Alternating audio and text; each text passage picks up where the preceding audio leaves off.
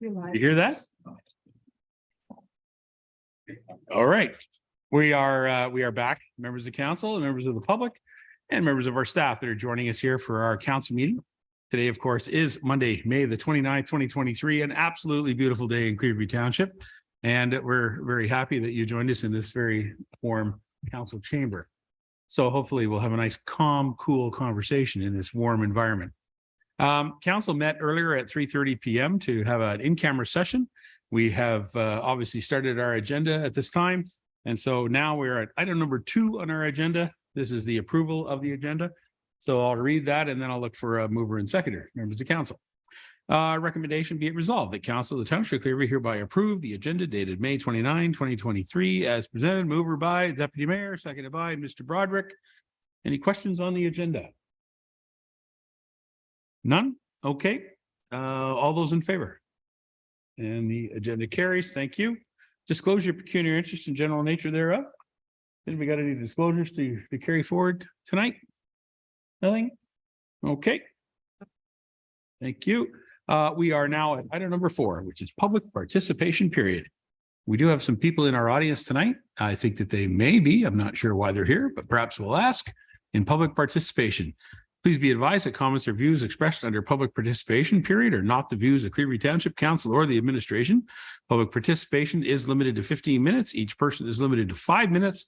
Questions or comments are to be directed to the mayor. Questions shall not refer to personnel matters, litigation or potential litigation or planning matters that have already had a public meeting or any item considered confidential. Please remember to share the time with your fellow citizens. Are you guys here for public participation? Oh. No. Okay. Well, it's great to have you here tonight. Welcome aboard. Are there any other members from the public? Seeing none. Madam Clerk, we did not receive anything by email. Correct. Well, we did not. Okay. So I remind everybody, of course, public participation is held at the council meetings on our regular council meetings, and public participation is also eligible by an email through the portal on our website. All right, council, we'll move on. Item 5 is deputations presentations. We have none. And public meetings, item 6, we also have none.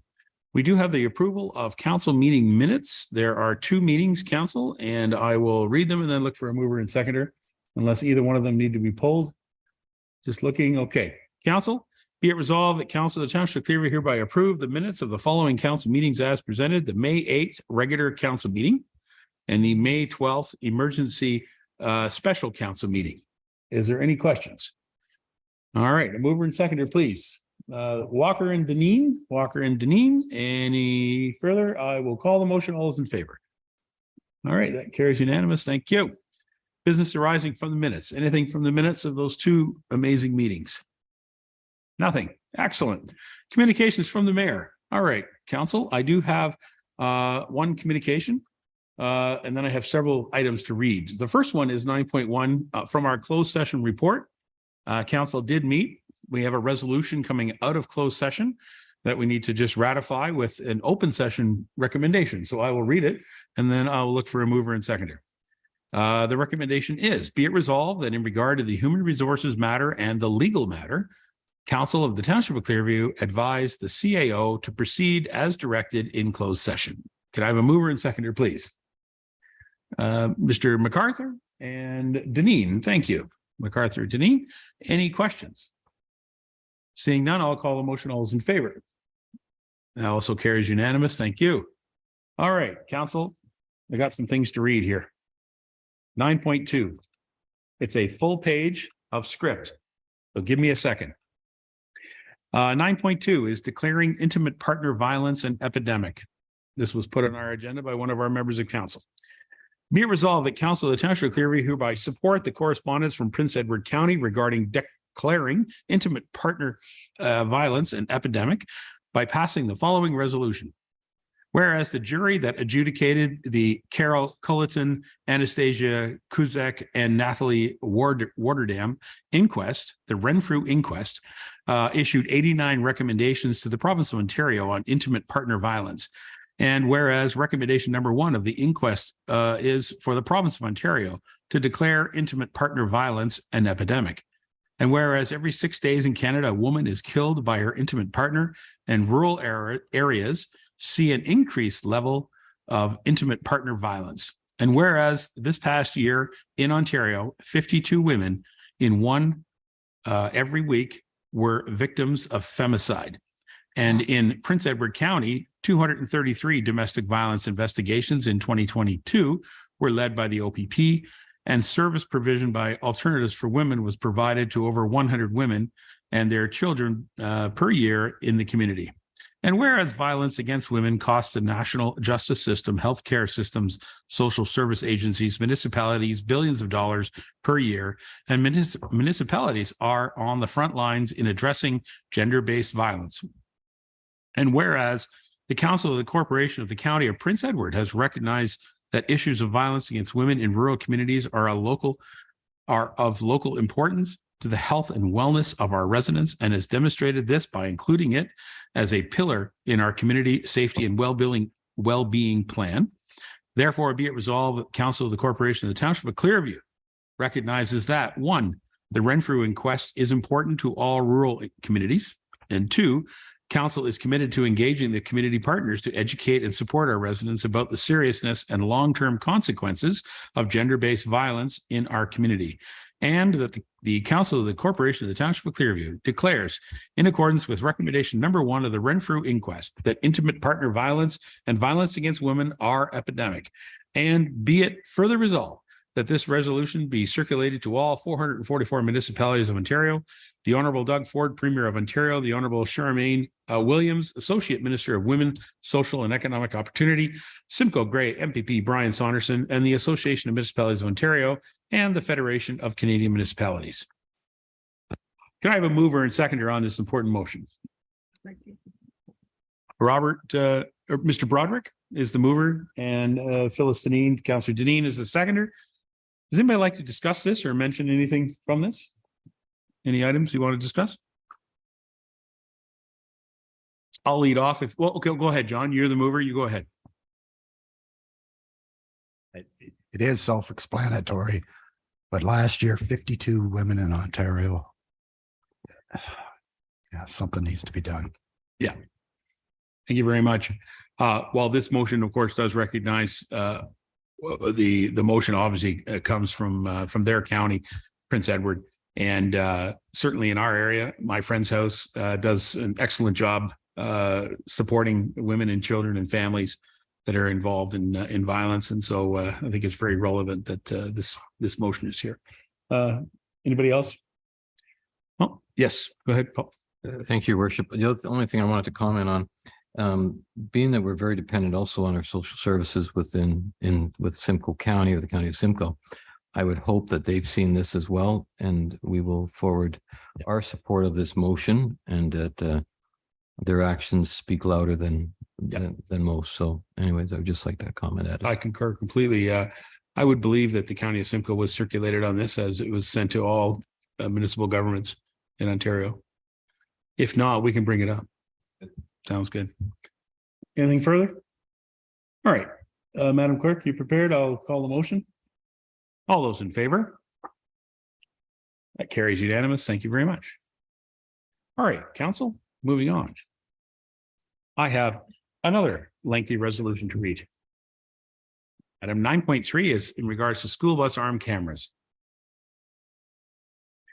Be it resolved, the Council of the Township of Clearview hereby support the correspondence received from Tay Valley Township by adopting the following resolution regarding school bus stop arm cameras. Whereas almost 824,000 students travel in about 16,000 school vehicles every year or every day in Ontario. Let me read that again because that's significant. 824,000 students in 16,000 school vehicles every school day in Ontario, according to the Ministry of Transportation statistics. The rate of vehicles blowing by stop school buses is over 30,000 times every day. Wow. And whereas Province of Ontario passed the Safer School Zones Act in 2017, which authorized the use of automated school bus arm stop camera systems to detect incidences where vehicles failed to stop. When the school bus was stopped, the stop arm extended. It's Ontario Regulation 424-20. And whereas the Association of Municipalities of Ontario, AMO, working on behalf of all Ontario municipalities, made it a submission to the Standing Committee on General Government on May 21st, 2019, in support of administrative monetary penalties to be used to collect fine revenue for school bus stop arm infractions and other applications, including automated speed enforcement technologies deployed in school and community safety zones. And whereas police resources cannot be spread any thinner to enforce Highway Traffic Act offenses throughout municipalities, and whereas the administrative and financial costs to establish the required municipal administrative penalty program under the Highway Traffic Act and its regulations are substantial and may be out of reach for small or rural community municipalities that have insufficient amounts of traffic to generate required funds to offset the annual operational costs of a municipal administrative penalty program. Now, therefore, be it resolved that Council of the Corporation of the Township of Clearview urges the provincial government to, 1, require all school buses to have stop arm cameras installed and paid for by the province for the start of the 23-24 school year. And number 2, underwrite the costs of the implementation and ongoing annual costs for administrative monetary penalties in small and rural municipalities. And further, that this resolution be circulated to Premier Doug Ford, Attorney General Doug Downey, Minister of Education Stephen Lecce, provincial opposition parties, Brian Saunderson, MPP, AMO, and all municipalities of Ontario. Can I have a mover and seconder on this? Is that Mr. Broderick and Mr. Walker? Mr. Broderick and Mr. Walker. Any comments on this resolution? Phyllis, go ahead. I just wanted to say that this is really, it's going to be good, even though they've got the yellow lights now. The yellow lights do warn you, and that gives the bus driver a little bit more time. But needless to say, I was standing at the bus stop with my grandchildren and the bus stopped. The arm was just coming out and a truck went right across in front of us, between us and the bus. So this is good. Because you don't have time to react. Fantastic. Anybody else with any questions or comments? Yes, Mr. Walker. Yeah, so we're just going to say, I think it's a great program, great idea. The unfortunate part is I don't see our provincial government kicking in any funds to help cover the cost, but I think it is a well worth program. And as mentioned, there are a lot of children riding buses, and not only the safety of those children, but the safety of the parents who are at those bus stops, safety of the bus driver, and everybody else involved for somebody to run. So it is important. The yellow lights have certainly made a difference in some cases, but we still have a lot of bus runners, I'm going to call them, that totally ignore the school bus settings. Thank you. Well, I think the point here is that we can lend our support to the resolution from Tay Valley Township, and we can send this on to the Premier as comments from this council. Nothing further. I'm prepared to call the motion. All those in favor? And it passes unanimously. Thank you very much. At this time, that's the end of our communications from the mayor, although I have got other items to talk about after our ward reports. So thank you very much, council. Moving on, council county reports. Deputy Mayor, we have a news release regarding the county celebrates International Museum Day with the opening of the new outdoor pavilion. By the way, it's amazing. The new pavilion is really something. I was there last fall when we had the forestry day, and the new pavilion is really quite a structure, well worth going to see. Anybody got any questions on that one? That's excellent. It's a great museum. Really, really proud of the work they do there. And also advisory of the county textiles collection program runs from June the 5th to the 16th. I believe every resident received a little package in the mail with a bunch of plastic bags, you recall. I've forgotten the color of the one for the textiles. Pink. There it is. It's pink. Okay. I know there's several different colors there. Anyway, Deputy Mayor, have you got anything you want to add in county reports? Thank you, Your Honor. We've been to a couple of them since our last meeting. You sure have, yeah. As everybody is, I've said previously, look forward to what's to come next, but we got so many bills coming down from the powers up above, especially in regards to planning, the places to grow. We'll say the homes, more homes faster. It's kicking a lot of people to the curb right now. And there's a lot of changes coming. So we had a breakout session last meeting, and the mayor and myself as well as with Springwater and some New Tech people and some other communities. And everybody's experiencing problems that we are with growth and with servicing. And servicing appears to be the #1 problem for most communities. How do we get the pipes in the ground? How do we get water, sewers and stuff like that? So a lot of our community right now, or communities within the area, I use the example that came out, New Tech spent over $1 million in trying to drill wells and they found nothing. And so they do not have water. So we get into those situations right now. A lot of that stuff we're beating our head against, and especially with the changes in the development fee structures and whatnot. We do have the opportunity, June 1st, we'll be doing tours, the mayor and myself, of the facility of Simcoe County within we'll call it the Northwest region, Northwest quadrant. So we will be traveling around as Simcoe County, representatives. And we've got a good ear from our warden, our CAO, and our deputy warden. They sure know who we are, and we're well placed in expressing our concerns. And we keep working towards making things better. But like I say, a lot of stuff is coming from the top down right now, and it changes daily. So, anyways, that's if you want to add to that at all. No, that you banged it very well there, Deputy Mayor. I'm very grateful at the last county meeting. I brought forward a resolution without notice, and it was basically to ask the province to consider the situation about Bill 112, which would apply basically a person to do a little investigation and some looking at the various regional governments across Ontario as to whether they can be disassembled or dissolved or broken up. And I was very grateful that our county council passed a resolution stating that the county of Simcoe is an important 2-tier system as part of our governance here. And the mayors and deputy mayors who voted at our county council supported that resolution. And so I was very pleased with that. And we were communicating with Minister Clark that the county of Simcoe is not going to be dissolved as far as we're concerned. So we're going to carry on. One thing to add to that, a lot of this started, as we've mentioned, the act to dissolve Peel, and that's what brought it on. And a lot of people. So right now the province is looking at 6 municipalities, county of Simcoe being one of them. We've had some discussions of the effects of our planning and stuff like that. There's a lot of changes going to be coming and trying to make us more efficient, we'll say. Some may be better, and we've got our learning years on to see where things are going to go. So fantastic. Any questions about county business? You guys? No? Thank you very much. If you have any questions at all, you can always reach out to Paul or myself. We're always happy to take a call and talk about it. All right, Council, we're going to move on to our ward reports. I believe, let me think about this. I think it's Mr. Broderick's turn, is it not? Is it your turn to go first? I think it is. I told you I need the little arrow here going left, right. Mr. Broderick, you're up first. Thank you, Your Worship. May 9th, attended the first Clearview Strat Plan meeting at the Arena in Stayner.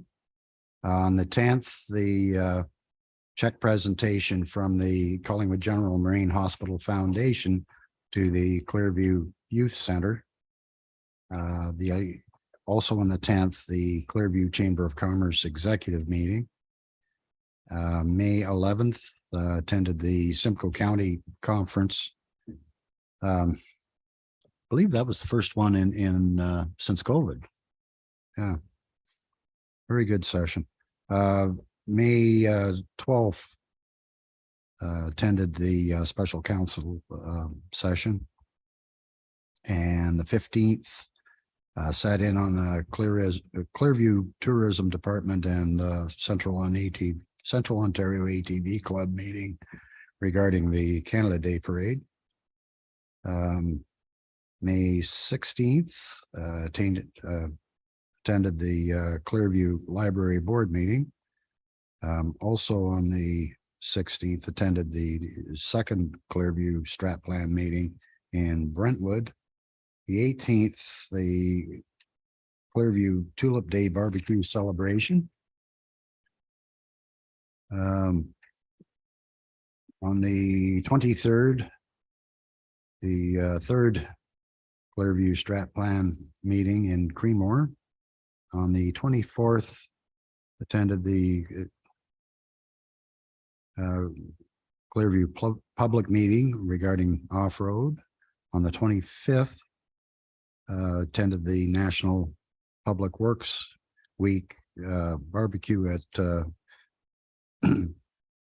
the Clearview, the Stainer Public Works Yard. And on the 26th, attended the Sunnydale Hall Board meeting. And tomorrow night is the Creemore BIA meeting. That kind of brings me up to date. Well, thank you very much. You're a busy fella. Appreciate all the efforts you're making. All right, Councilor MacArthur, how are you doing? Very well, thanks, your worship. Things are picking up now. The beautiful weather's hitting our town in the south end. So I attended the Creemore Springs bike tour there a couple of weeks ago. I believe they had 400 and some bicycles attend, and there was entertainment around town in the new Village Green Park, and everybody seemed to be having a great time.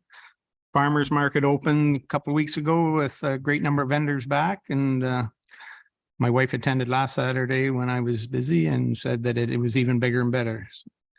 Thank people and residents of the Creemore area for attending the strategic plan meeting last week at the station. It was very well attended. And also the ATV meeting, public meeting last week here in Stainer was very well attended. And I think we had a lot of good conversations. So looking forward to recommendations coming back from that. And that's all I have. Thanks. Well, thank you very much.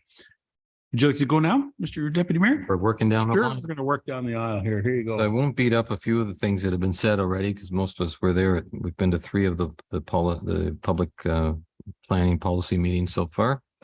A really nice thing that happened in your absence, I got to represent the Clearview at the Tulip Days Festival. Yeah, I could not be And there. what a great celebration. My only disappointment, we like to stand out and I won't say be celebrities in our own mind, but as most of you are aware, we got some shirts made for this council that say the C, and then below it or beside it, it says Clearview Township. And the videographer from CTV did a great interview with Manfred Leingard, Amanda Murray, and a couple other little tidbits. But he took a picture of my shirt twice with my wife had a rose from the garden club on me because I did do a speech for the group. And they took my picture twice of my shirt. Didn't show my head, didn't show anything. They took my picture of my shirt. So anyways, that was sort of my moment of celebrity status, we'll say.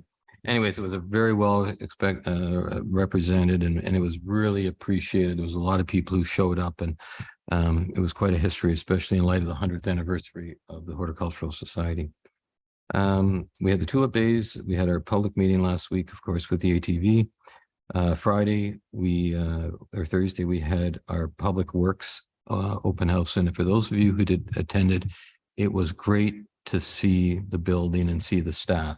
And they really, being Public Works Week, they really appreciate us being there and also eating the hamburgers and stuff and giving everybody a hard time. And we were lining people up already to sing at the Christmas celebration already, right, Sasha?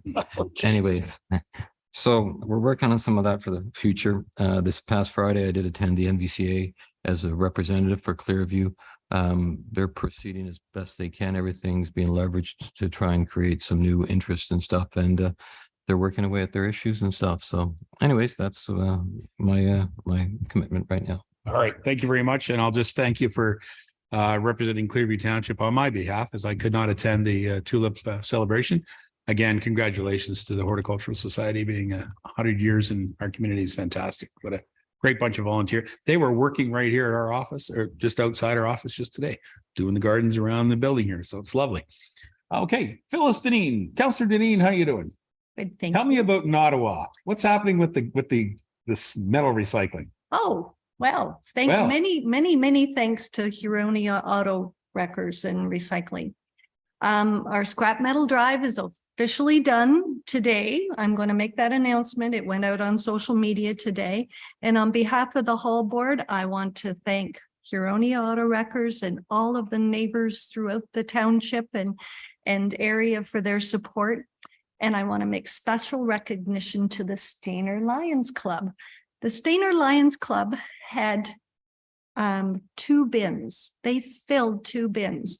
Some of their members got together and decided that they needed to get rid of those chairs and tables that have been filling up one of their great big transport trailer backs. And Councillor Walker generously said, well, the Nottawa Hall is having a scrap drive. Why don't we support them?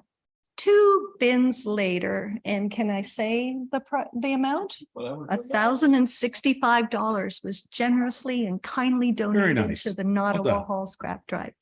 And we can't say thank you enough to everybody for supporting all the people and that use our little hall and our Clearview community. That was just amazing. I also, not to be repetitive, I've been at a few of those meetings, you guys were too, but the one I enjoyed the most, and I'm sorry to say, was the open house with the kids from Clearview Meadows. They really made my day. It was cold, it was wet, but all they wanted was their squishies. Hey, Dan, they wanted their little white hard hats at the end of the day. I made a comment about giving young children white hats right off the bat, that they should have to earn them. But apparently that was the only color they came in. So it is what it is, but they were so excited to be over there. And it was really nice to see it. And tomorrow night at the Duntroon Hall is the strategic plan, the Clearview Strategic Plan Public Input Meeting at 6:30. So if you want to have your say and you're in the area, Duntroon Hall tomorrow night at 6:30.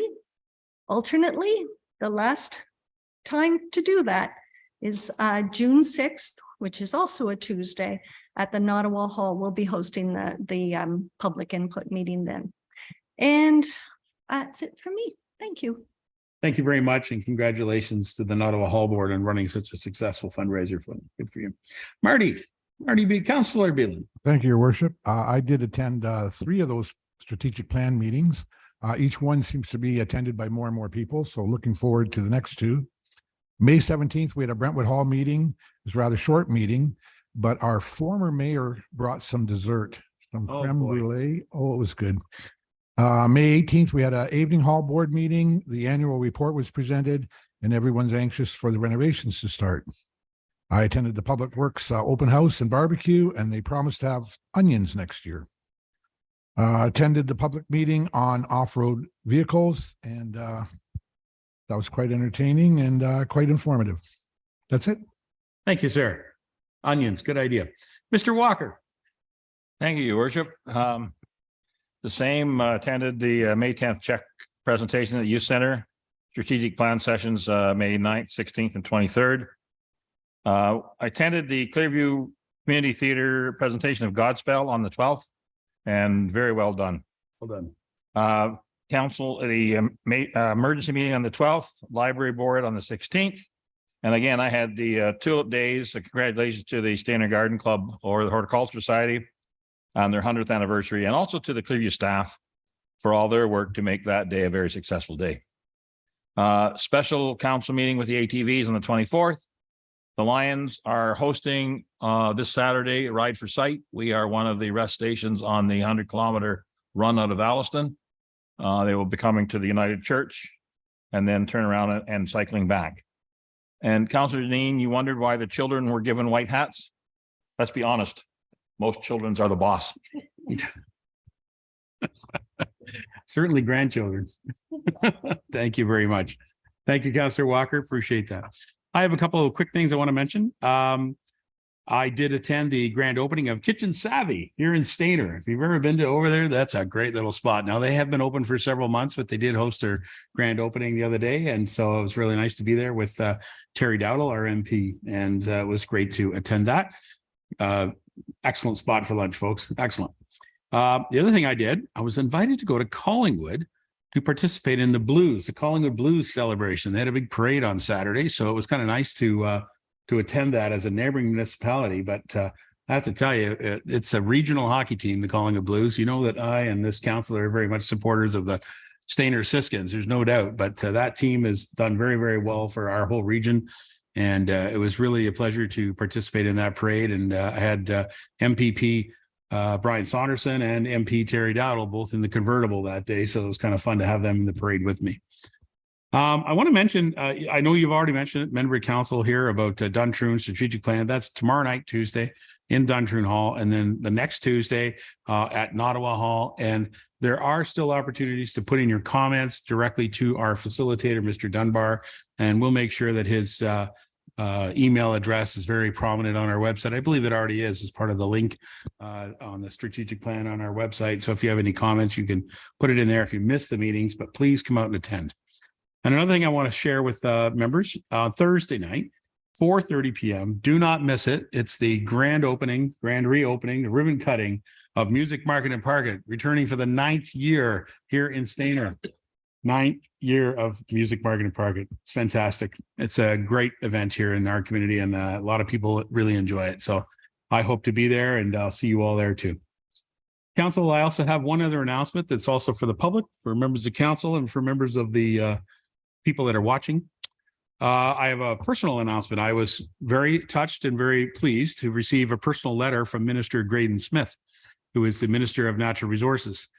He sent me a letter and advised me that the Lieutenant Governor of Ontario, Elizabeth Dowdeswell, has commissioned me as a commissioner of the Niagara Escarpment Commission. So I've recently been appointed to the Niagara Escarpment Commission as a commissioner. You may recall that our Deputy Mayor, Barry Burton, also served this community as a commissioner. And I was quite surprised and touched that Mr. Smith would reach out to me directly with a nice letter advising me of that. I begin my role actually on May the 1st. It was actually effective on May the 1st. I didn't even know that when I got the letter, the 15th. And subsequent to that, I've taken the training session, and the first meeting that I'll be attending is on the 15th of June.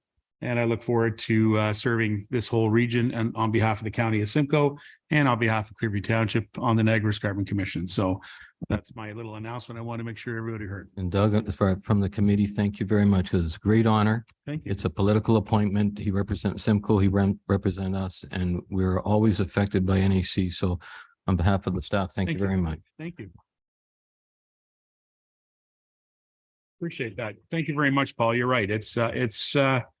You know, I talked to Barry Burton about it. I want you to know, I phoned him up, had a quick chat with him, and he did tell me, he said, there's a lot of work and a lot of responsibility, and I'm very happy to be honored to take it. And I look forward to the work, and I look forward to, you know, celebrating our beautiful township of Clearview, as you probably heard me say that many times. So, all right, you guys, there you go.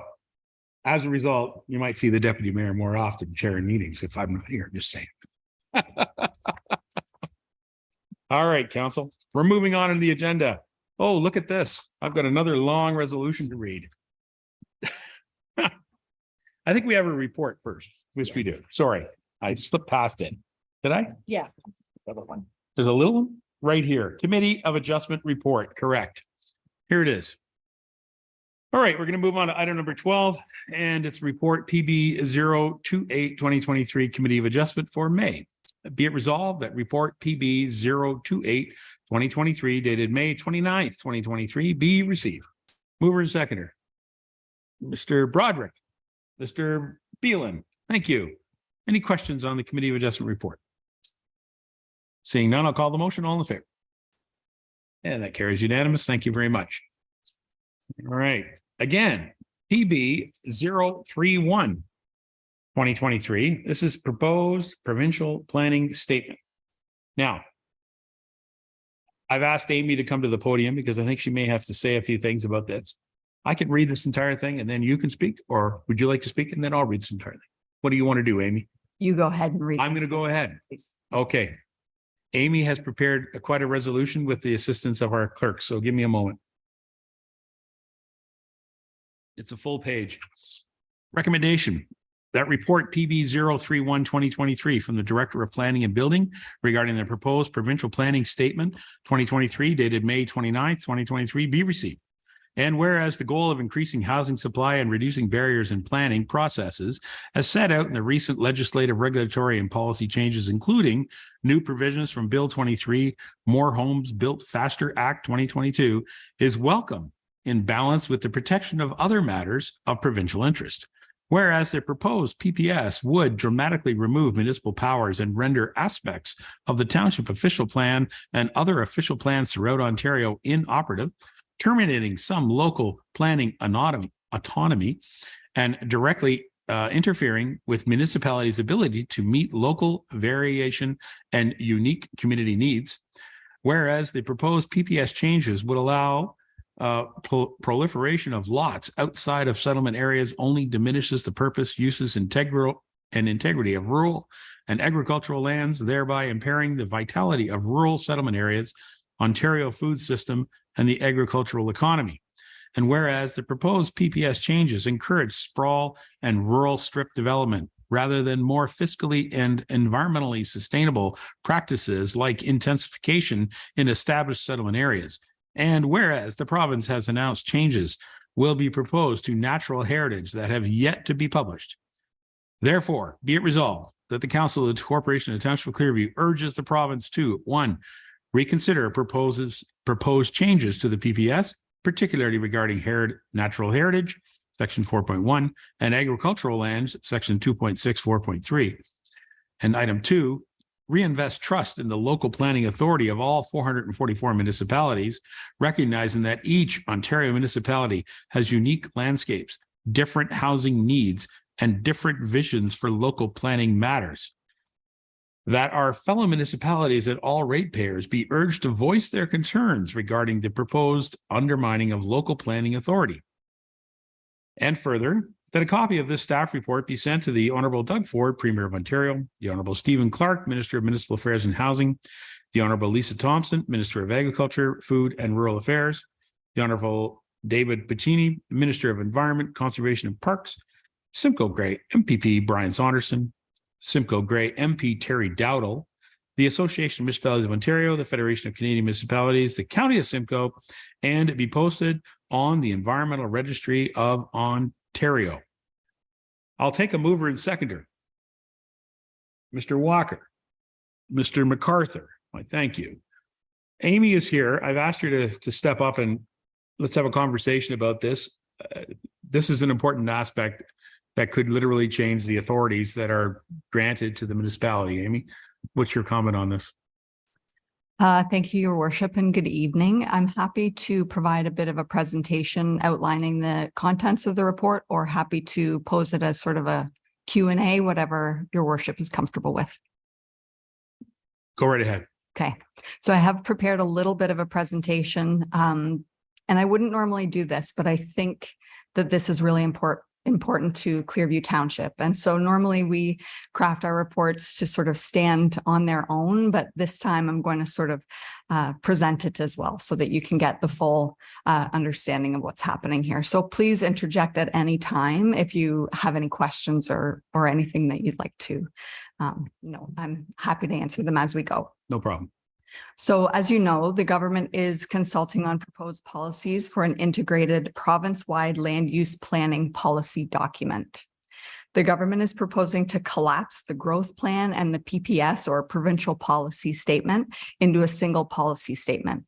The proposal is part of a suite of policy and legislative changes that support the government's initiative to build more homes faster. The report before you details and examines the proposed policy changes for the benefit of council, staff, and to the public. And I'm presenting it here as well. The existing PPS hinges on the creation of a healthy, livable, and safe community by promoting efficient development and land use patterns. The proposed PPS encourages planning authorities to support the achievement of complete communities through should language, but no longer compels it. The proposed changes directly or indirectly will make achieving a complete community more difficult. The key changes that materially impact Clearview can be broken down into 4 categories. Category 1, agricultural lot creation. I've started with the most important category, as far as I'm concerned. So starting in 2005, the PPS generally was altered to not permit the creation of new residential lots in prime agricultural areas. This restriction worked to protect farmland and the farming industry generally. The proposed PPS alters the wording of the agricultural lot creation policies to allow for the creation of 2 new non-farm residential lots off of each farm parcel. Further to that, 2 ARUs or accessory residential units or additional residential units are proposed to be permitted in association with each primary dwelling unit. So this would allow for 3 dwelling units per property. Assuming a retirement lot was taken off in the past, which we all know the old retirement lot concept where a farmer retires and he's allowed his little piece of paradise. And so that was a permitted severance before 2005. So assuming that that was done back in the day, these new permissions would allow up to 12 dwelling units on one original farm, 100-acre farm parcel. The proposed PPS goes on to note that, and this is key to what the mayor alluded to earlier, the proposed PPS goes on to note that local official plans are not permitted to be more restrictive than the proposed PPS. So typically, local planning authorities are permitted to establish policy that is consistent with, but more restrictive than upper tier planning policy. So that is taken off the table with this proposed wording. So the ability to, write our own policy framework does allow our local policy to honor and reflect our local context. So in my opinion, this is appropriate. And I don't need to belabor the point to this group, the importance of agriculture as far as the definition of our community and our economy here in Clearview Township. So in addition to the online research completed to be able to draft this report, staff did have the opportunity to hear veteran farming advocate Dr. Wayne Caldwell and other rural planners speak on the proposed PPS lot creation policies. And in the course of this research, seeing these talks and doing this reading, some important insights merit note there. So considering the current land values, the financial gain from rural residential lot creation is too great to refuse. So meaning even if landowners would prefer to keep their land intact, they may be compelled to sever it regardless because of the financial gain on the table. So it is likely that every opportunity for lot creation will be capitalized on regardless of the impact because of this financial benefit. So even the most well-meaning, advocate for the integrity of the land may have to sever because if they don't do it, then the subsequent owner will. According to Statistics Canada, we've all heard this statistic. Ontario is losing 319 acres of farmland every day. So that's not week, month, year, every day. So this loss is due to urbanization and aggregate mining.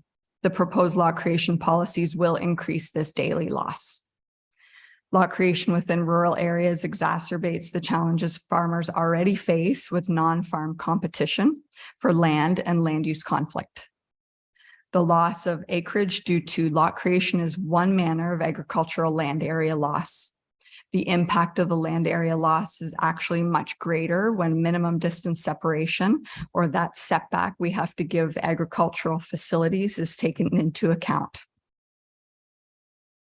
Transportation authorities will be required to address rising safety concerns respecting conflict of farm equipment and personal vehicles on rural roads. The more lots we have, the more cars we'll have, the more traffic we'll have. Travel on rural roads will be less efficient with frequent entrances and increased volumes, which may require that rural road cross sections be enhanced to handle new traffic patterns. Sorry, Dan, it's not good news.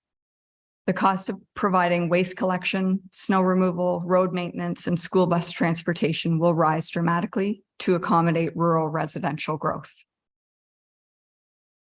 Clean drinking water and well safety may be at risk with the provision of such density of wells in the rural area, residential septics, and proximity to livestock facilities and field seepage.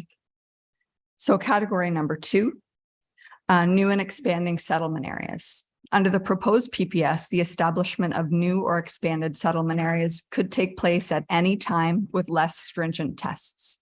So right now, it's pretty difficult to expand or certainly create a new settlement area. So that essentially is proposed to change. One critical test that is currently in place is the municipal comprehensive review, a concept which is not proposed to be carried forward into the new PPS. So a municipal comprehensive review is basically the exercise that is required of all of us to do a comprehensive look at whether or not this ask makes sense. Does it make sense to grow? Are we growing in the right direction? Are we growing for the right reasons? So the deletion of the municipal comprehensive review and increased ability to expand or create new settlement areas may be problematic for several reasons.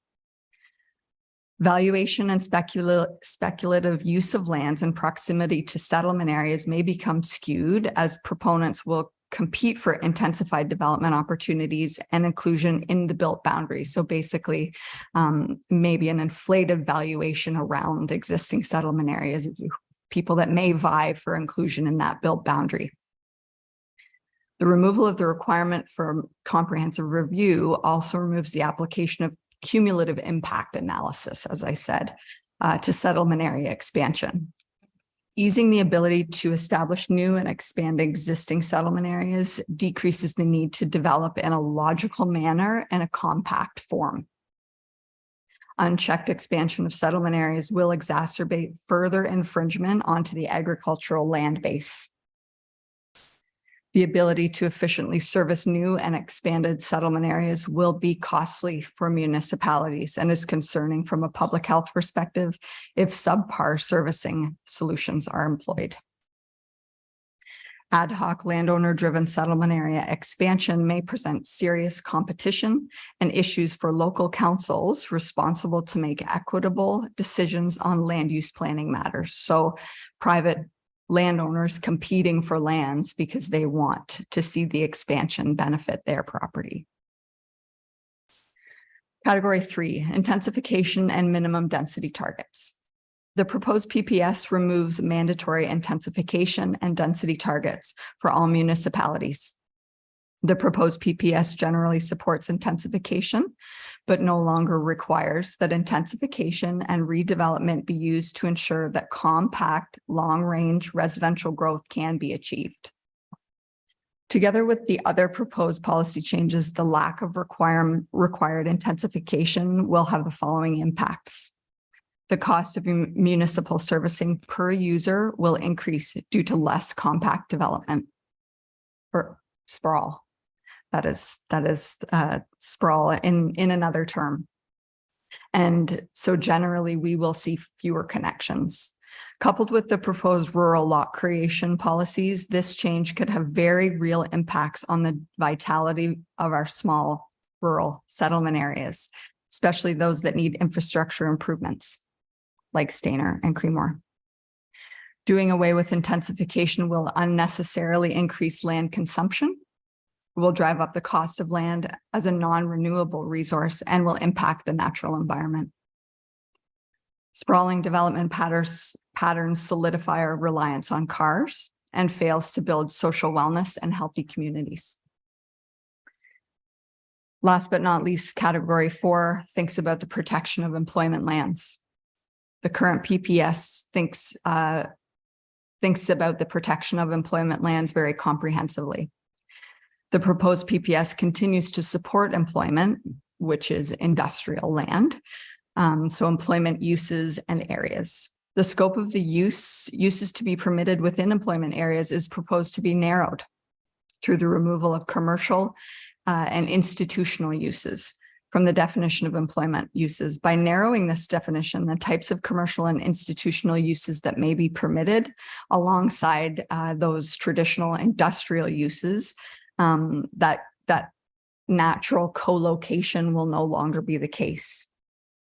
The requirement to separate employment uses from more sensitive or incompatible uses is proposed to be softened. So that land use compatibility, that protection of sensitive land uses from more intensive land uses is softening those tests.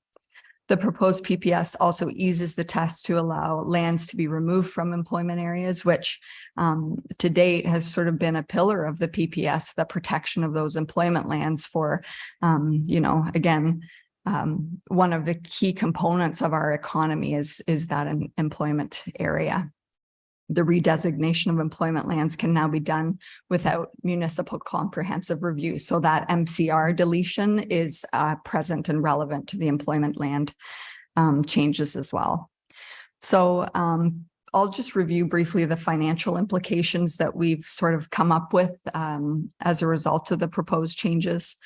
The proposed PPS will have the following impact financially on the township. An increase to the cost of municipal servicing through decreased density and fewer cumulative connections to servicing infrastructure. A decrease in the township's agricultural land base will impact our primary employment sector and will decrease overall yields. Rising land prices make farming less viable. Land and housing prices could remain static or increase with continued large lot, low density rural development.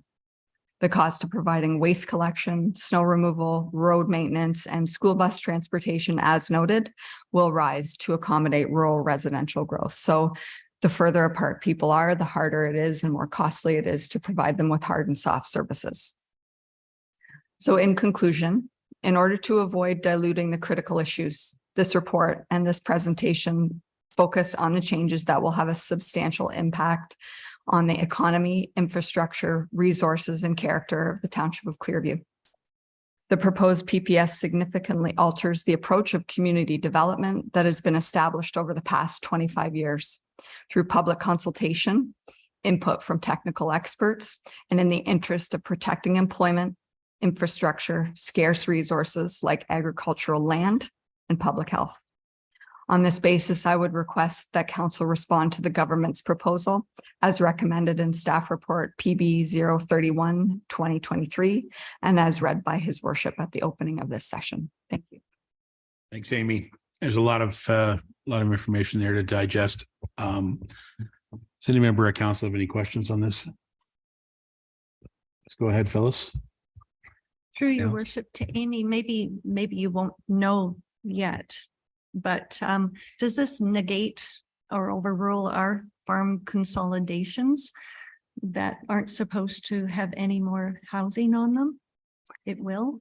Yes, thank you. Through you, your worship. That is a good question. As we understand it, the new proposed lot creation policies will exist alongside the existing farm consolidation policies, which are generally unchanged. So they will be they'll be alongside one another. So the lot creation through farm consolidation, as we do it today, will continue to exist.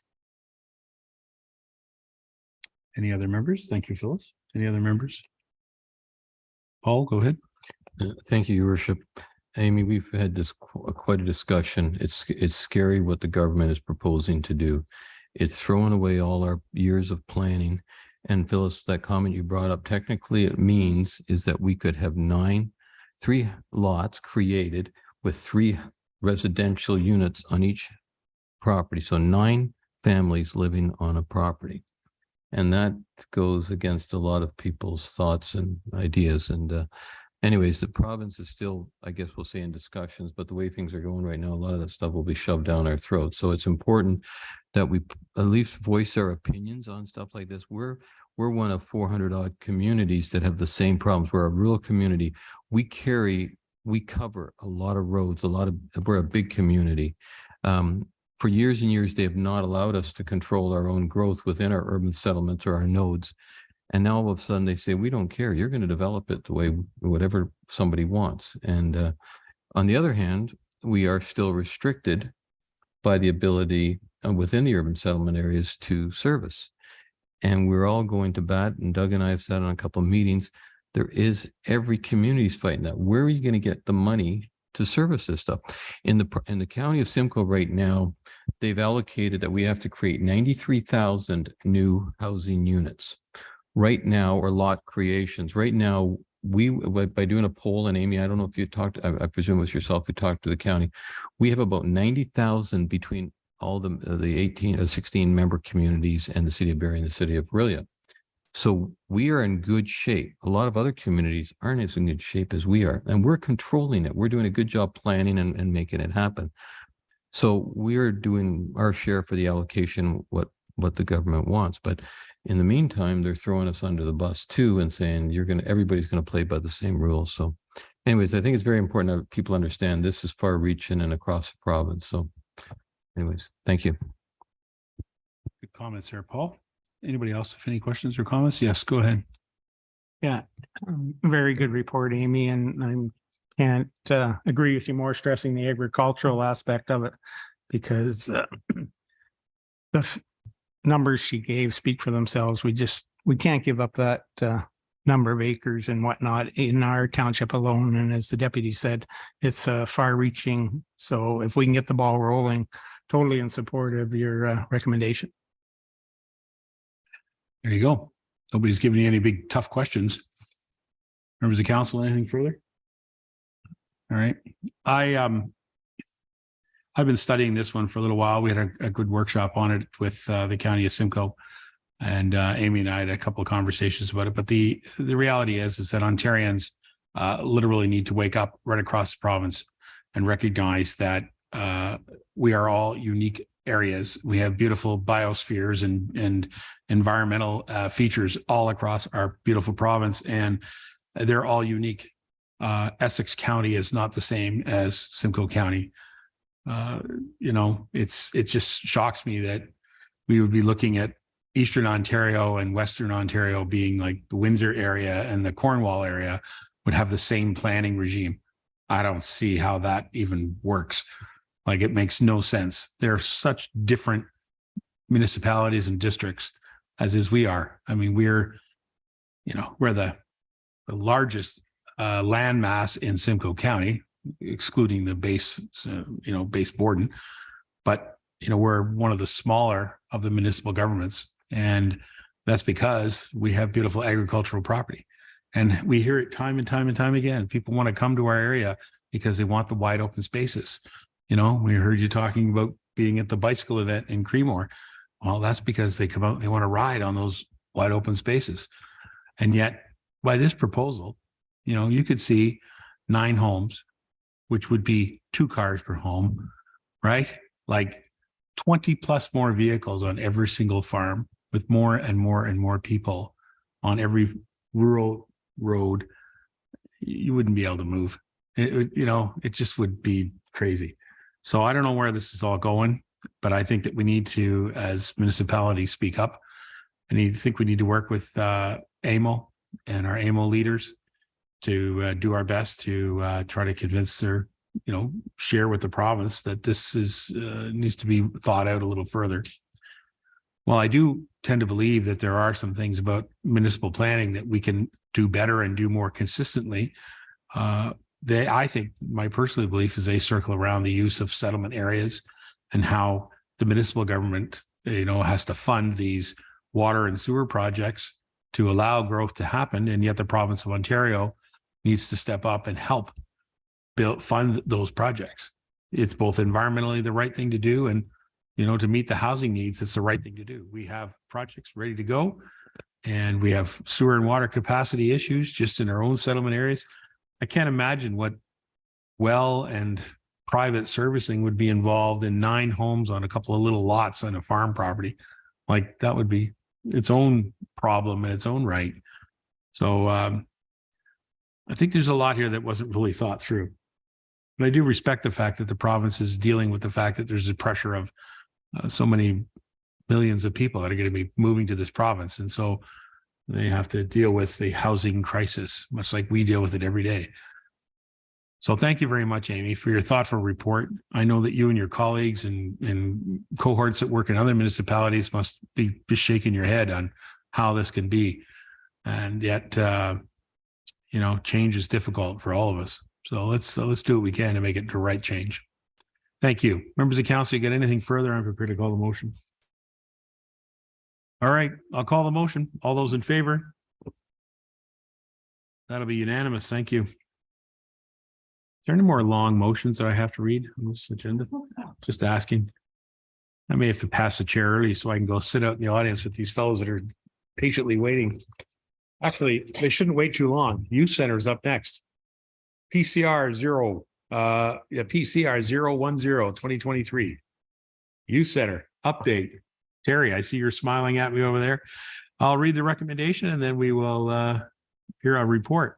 Recommendation be it resolved that Council of the Township of Clearview hereby receive report PCR 010 2023. It's a Youth Center update report for information. Mr. Walker, seconded by Mr. Broderick. Thank you. I'll go to you first, Terry. Terry, you want to speak to your report? I sure do. Thank you, Your Worship. I'm smiling because I love talking about the youth center. It's always we've got a lot of good news recently with a few of our public announcements. So maybe perhaps some good timing as our youth center has been extremely busy in 2023, and especially since we reopened since COVID. So I've asked Ms. Courtney Rogers this evening to present her report. She's going to touch on some of the high level points in her report, and she's available for any questions if council may have, as well as myself. Excellent. Thank you, Terry. And welcome, Courtney. It's nice to have you here. Thank you. Good evening, Your Worship and members of council. It's nice to be back. It's, I think, been even maybe pre-COVID since I've been here to see you. So it's nice to meet the new members of council as well. So my name is Courtney Rogers, and I am the Youth Center Coordinator, if we have not met before. And we've been there now for 4 years. We have definitely had some ups and downs due to COVID, but since COVID, as Terry was mentioning, we are very busy. I'm not sure, maybe it was all of the youth that were, socially isolated. But since then, our numbers are incredibly high. I remember when I first started at the youth center 4 years ago, we'd be lucky to see 5 a night, where now we're seeing 20 to 30 a night. So approximately 70. So when I write the statistics, just something to know, we do, for those who are new to council, we do track our statistics. So we have a iPad at the front door that has a software, and youth have to sign in every time they come to the youth center and when they leave. And that helps us just keep updated statistics as to how many youth we're seeing. So for instance, I'll just use March. So we had 364 visits from 71 youth. So that's 71 individual youth who came to the youth center that month 364 times, which is pretty amazing. Because of that, thankfully, we have received since January just over $30,000 in funding, which is excellent. And when I go out looking for funding, I often look for things to expand our programming.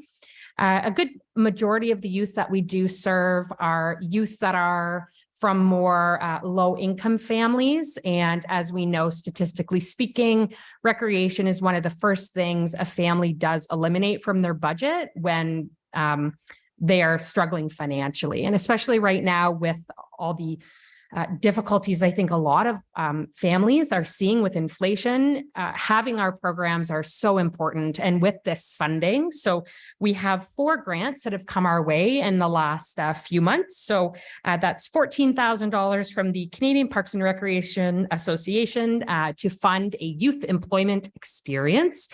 So that individual has started with us, and we're hoping to give this individual an excellent experience working at the youth center, being mentored by myself, as well as it's going to help us with the popularity of our programs by just giving us another person to help support and bring more wealth of younger knowledge, which is great. We also received Jumpstart funding again, which is great. We also got it, the individual who covered my maternity leave also got the Jumpstart funding. So we got it again this quarter, which is excellent. So that was $4,500, and that will go to fund our annual park program, which we do, which has now been going, I guess this is the 3rd summer now, where we go out into the park, bring the youth in to to the parks from all over the place. And it also is going to help us even get to go see a Blue Jays game this summer, which the youth are very excited about. And the Blue Jays is also going to be funded by the money we raised at the 3-on-3 hockey tournament, where we had, oh gosh, it was about 15 youth who came out to volunteer running our concession stand, as well as the pancake breakfast. And so the money that we raised that weekend, plus the Jumpstart, will help to pay for the Blue Jays outing for 20 youth, which is excellent. So we're really looking forward to that. Again, our youth center exists to create opportunities and provide opportunities to Clearview youth who probably wouldn't have an opportunity without these services. So we're really able to enrich their lives in such a wonderful way and really support them. And as some of other members of council had attended, we also received $10,000 from the Wellness Innovation Fund through the Collingwood General Marine Hospital Foundation. So that will serve us over 2 years to support pool programming, and it's specifically to life-saving courses.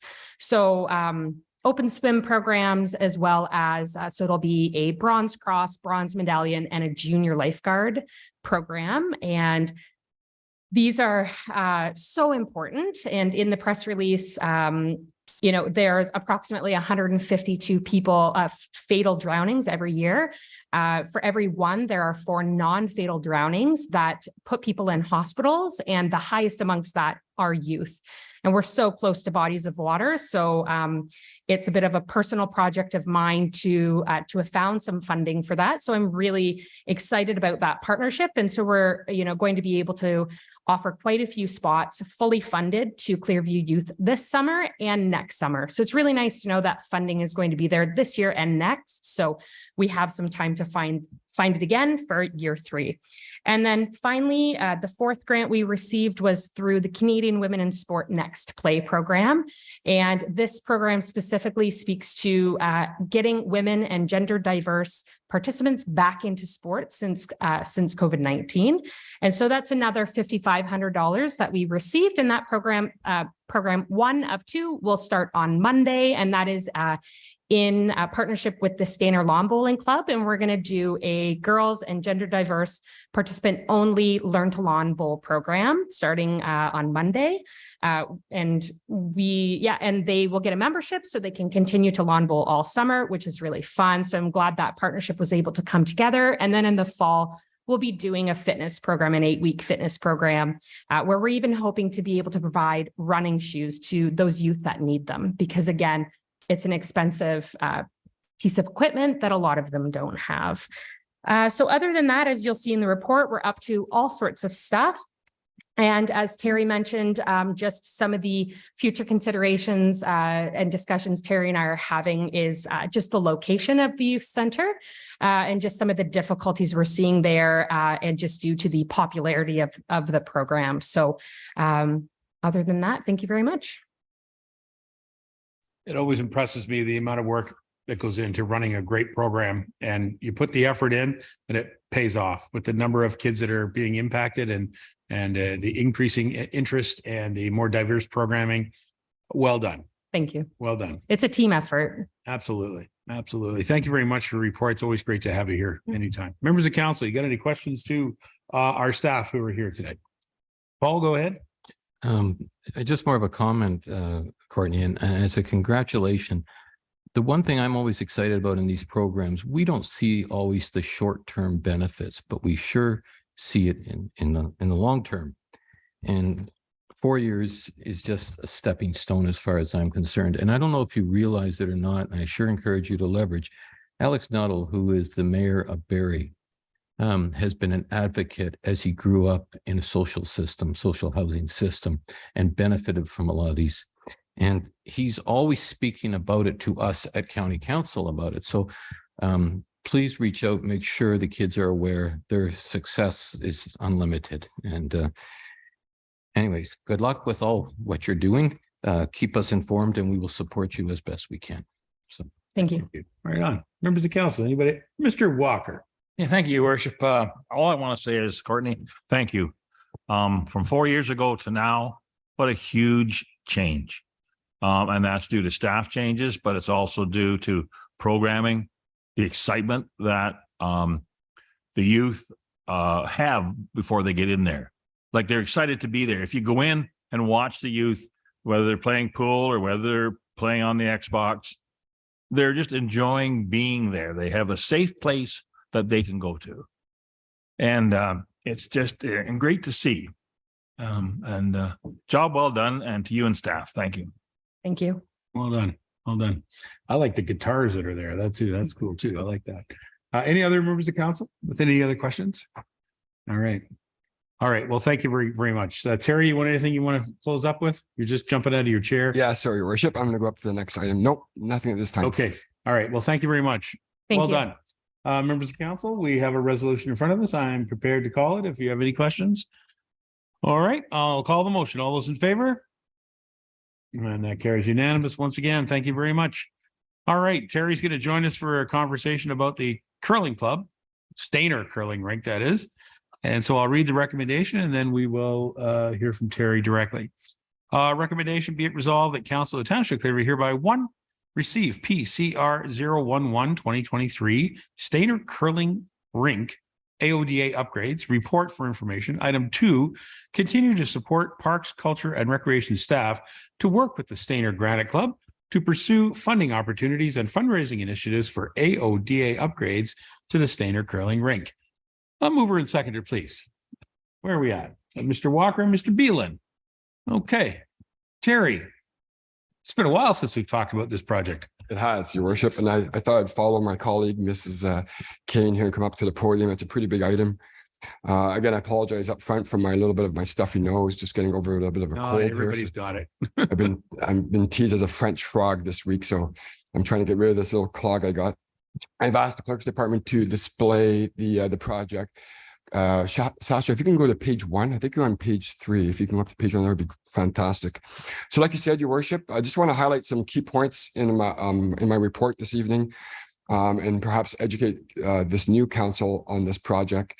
So like you said, it's been a while. My department and I myself presented a report to council back in November of 2019, just before COVID, when it hit in March. And back then we provided, I requested direction from council to proceed with this project. We were approached by the Stainer Granite Curling Club regarding mainly the entrance back in the day of this building, and having folks with accessible needs be able to access the curling rink itself, the ice pad, as well as the second floor above where the lobby and the viewing deck and the kitchen and the bar is. So back in 2019, council provided direction. We provided council 3 options. Again, are we able to change the pages, Sasha? Is that there? Page 1. Okay, sorry. So if you can skip. Yeah, perfect. If you can go down to page 2, it'll show you what the building looks like today. It seems to be the same page. That's page 2. Okay. Can you scroll down to page 3? Just want to give council an idea of what the building looks like today. Oh, it just keeps on showing the same page. Either way, Sasha tries to figure this out. So again, the 3 options were provided to council. Option 1 back in the day was just the entrance with an elevator. Option 2 had the entrance with expanding the bar area. And option 3 was the entrance with the bar, and as well as moving the kitchen from the back side of the building, let's call it that, to the front side. So council back in 2019 chose to go with option 3. At that point, we also received direction from council to start applying for some grants to help pay for this project. Like I said, COVID hit in March of 2020, and everything came to a halt for at least 2 years. Then November 2022, there was a new council that came on board, and our department waited for the council that we have today to go through the orientation process, to be brought up to speed on all of our community projects. So I started this project again this year in February. I've been working with our, so I had to dust off the old designs and ask Burnsides to give us a bit of an updated estimate on what that project was worth today versus 2019. So like I said, a lot has changed since 2019, obviously, from council's priorities. So we wanted to bring this report back today to assure ourselves that we, to continue moving this project forward. We have to, so part of our grant applications, we're finding out that our funding partners want up-to-date resolutions from council showing that you still support this project post-COVID. So that's what part of the resolution is today, is to assure ourselves that that's going to happen. We need to still work with our accessibility committee with respect to reviewing the FAD standards. Like I said, the project back in 2019 was mainly concentrating on the entrance, but it's not a fully accessible building. It's not comparable to the small halls project as an example. That 2019 project actually was not adjusting the washrooms themselves. Working with RJ's engineer today, he has identified a location where the kitchen used to be that could be turned into a gender neutral washroom. So we still plan on not renovating the washrooms in the basement, but building a brand new accessible washroom on the main level. So again, we have to work with the accessibility committee to figure out those standards. As you know, we have FAD standards here in Clearview Township that we're very proud of. And we want to make sure that these designs meet those standards. That process has not taken place yet, but I want to, before we start turning all those stones and seeing if, and start spending some money on engineering costs, I want to make sure that council still supports this project moving forward. Also, in my report, Your Worship, we got some updated estimates. Back in 2019, option 3 that was provided to council had a price tag of approximately $720,000. We know, so again, part of RJ Burnside's updated estimates, they have provided us a new estimate of $892,000. So an increase of approximately $172,000 over the last 4 years. If you do the quick math, it's approximately 24% over the 4-year period, approximately 6% per year. Also, the Standard Granite Curling Club have also been fundraising since 2019 as part of their bonds fields that they put on, some of their events that they've been putting on. That money has been coming into the township's reserves. And working with the treasurer, Miss McDonald, they have approximately $26,000 fundraised so far for this project. Hopefully this evening, council will continue to support this project, provide our department direction to continue to work on this project, massage it, figure out the FAD standards. And our plan is to bring this project back as part of the 2024 budgeting process. We're hoping from now till then, we're going to be applying for a few funds that have just recently came out. The government seems to be spending some money on accessibility projects, which is great. This is one of the projects that might fit the bill. So we are going to apply on a few of those projects in the next few weeks, few months. And if successful, we'll bring this project back to council as part of the 2024 budgeting process at that point in time. So no financial commitment today, Your Worship, just a generic direction from council to continue to proceed with this project.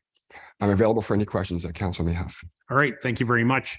It is good to review this project. You're right, it did sort of come to a halt during COVID, but I know curling continued, and that's always good in our community. So is there any questions from members? I see Deputy Mayor, go right ahead. And then Mr. Beelan? Yes? Perhaps? Okay, go ahead, Deputy Mayor. Thank you, Your Worship. I'm an avid supporter of curling. My wife curls. 2 questions for you. Is any other community looking at building curling clubs? As in, with the new Recplex in Wasaga, I believe they've stayed away from it. Am I correct? That is correct, Your Worship. Okay. Yep, through you, Your Worship. And to answer your first question, Deputy Mayor Van Sabern, to my knowledge, there's no new curling clubs being built in the area. And you are correct, Wasaga Beach. We do attract a lot of Wasaga Beach residents to the Standard Curling Club. I don't know the exact percentage. Back in 2019, it was close to almost a 60-40 split. I don't know the numbers today, But Wasaga Beach does not have a curling club. That's fine. I just want to make sure that we're going with something that we're going to maintain our membership. Right. The other thing that I look at a building like this, and I'm always an advocate for multi-use ability. So if we're going to upgrade it, what else can we do with it? And I've been sort of in the back of my mind, I've had a lot of people asking, and don't take this the wrong way. I like better utilization of buildings. So my question is, would it ever be considered a home for, say, pickleball when it's not being used as a curling club? So like we've got about 5 months of the year, it shuts down, and they say the end of March till October, November when they get going again. I'd just like to know our relationship with the curlers, whether something like that could be entertained, that we get better utilization of that building. Excellent question, through you, your worship, to Deputy Mayor Van Salvin. Pickleball, it could be, there would have to be an investment on the pad itself. The Stainer Curling Club has a gravel pad with the Freon pipes inside the pad. So to be able to accommodate pickleball, council would have to invest on putting a cement pad down. So that could be an opportunity. It would take a bigger investment, but that's an opportunity. The way it is now today, it would not be a Right, would not I be able to understand it. accommodate. I don't know how it works with cement pads, like, rings in Wasaga, their ice has always been on sand. I don't know how that would work for the curling club, whether it's better with cement or not cement, but I just look at a building and what else can we do with it? Yep. In supporting the community sort of thing. So just throwing an idea out at it. With that note, though, through your worship, back in 2019, when we were working with the curling club, they did identify that there might be opportunity to rent their lobby over the course of the summer. That right now they are hindered on the accessibility needs. That if the lobby area becomes available, that they may have some opportunity to further rent out that space to perhaps make money year round versus just in the winter time. Okay. And I think, Terry, that's a great comment, because like I say, you come up with ideas what a building can be used for. We need more meeting rooms. We need different things. And especially in the design, especially it's going to be AODA compliant, there's so much more opportunity for a building like that. So good luck. All right. Thank you very much. Other members? Mr. Beelan, did you want to speak? And then Mr. Walker. Go ahead, Mr. Beelan. Thank you, Your Worship. Terry, is there any plans for the Creemore Curling Club? Because they're going to need AOD compliance too. Through your worship, to Councillor Beelan, no plans at this time. We had not been approached by that organization back in 2019 when these were all when these AODA projects were coming up to surface. So no plans at this time. It does not mean that we do not work on that in the future, but at this time we've just presented the Stainer Curling Club. Yeah. Thank you. All right, Mr. Walker, go ahead. Thank you, Your worship. Just to follow up to Deputy Mayor comments, once it is accessible through the AODA, I see a very great opportunity for rentals. A smaller hall, but yet for small parties or small get-togethers for families, I see that as a great opportunity to do that once it's AODA accessible. So. And as far as pickleball, it was sand-based at one point. I don't know if it's still sand or if it's gone to gravel, but it was sand-based. So yes, the investment would have to be made with regards to cement padding, as well as we would likely have to look at your piping situations to ensure that they were all capable of the weight of the cement on top, et cetera, et cetera. So to me, there would be a major expense in putting that in for a pickleball, but nothing's impossible. So thank you. Thank you. And pickleball is becoming much more popular, even in our neighborhood. It's everywhere. Did you want to say something else, Mr. Deputy Mayor? Are you comfortable? Okay. All right. Terry, first of all, thank you very much. I appreciate, you're looking for a continuance of the direction of council, and your report outlines that. So thank you very much for paying attention to that, and hope that this motion will help us find other funding opportunities, as you said, as they come forward. So good luck. Thank you for that. Members of council, we've got a resolution in front of us. We've had a good discussion already. Is there anything further? Seeing none, I'm prepared to call the motion. All those in favor? That carries unanimous. Thank you very much. All right. Thank you, Parks and Recreation. Good to have you guys here. We're going to move on to Public Works. We've got a couple of items for Public Works. The dust suppressant tender. I understand Todd is on board. There he is. Hi, Todd. Welcome aboard. I'll read the report, and then if there's anything you need to add. Be it resolved, the Council of the Township of Clearview hereby one, receive report PW 013-2023 dust suppressant tender award dated May 29, 2023. And item 2, award the tender number 2023-05 to Dali Dust Control in the amount of $197,912 plus HST for the supply and application of dust suppressant liquid calcium chloride on township gravel roads. Mover and seconder, Mr. Broderick and Mr. MacArthur. Thank you. Todd, is there anything you want to add to the report? Not a lot to add, your worship. Thank you very much. It's a kind of an annual maintenance report that we bring in, a tender that goes out typically every year. Same bidders typically. There's only a few that supply this product around Ontario, around our area. So it's fairly straightforward. This one is within about 3% of our current budgeted amount. So that was good to see, not like our gravel contract, but so it's well within our means. Okay, thank you very much, Todd, for that. And we look forward to keeping the dust down around the township. We've had township dust ups in the past. Maybe we not have any further this year. Okay. Members of council, any questions for Todd or Dan or anything further on the report? Seeing none, I'm prepared to call the motion. All those in favor? And that carries unanimous. Thank you very much. Thank you, Todd. Thank you. All right. Moving on to PW 014, North Street pedestrian signals tender results. Awarding of that. I believe Baz Dokanish is on board. Hello, Baz. There he is. Good evening. Good evening. Good evening, sir. I'll read the recommendation and I'll see if there's any questions.